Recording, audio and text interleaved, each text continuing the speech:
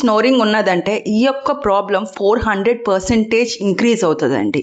So ఏంటో problem మీకు తెలిసిందే, స్నోరింగ్ అనేది ఆక్సిజన్ లెవెల్స్ అనేది డిక్రీజ్ అయిపోవడం.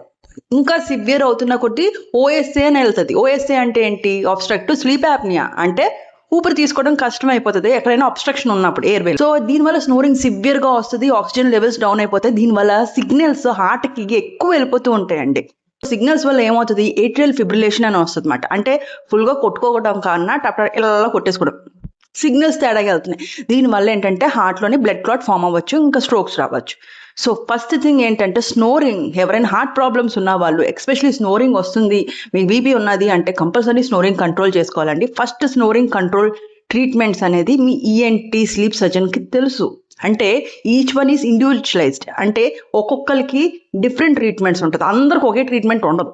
వేళగాని మీకు స్నోరింగ్ ఉన్నదంటే అండ్ హార్ట్ ప్రాబ్లమ్స్ ఉన్నాయంటే దయచేసి స్నోరింగ్ నెగ్లెక్ట్ చేయకండి.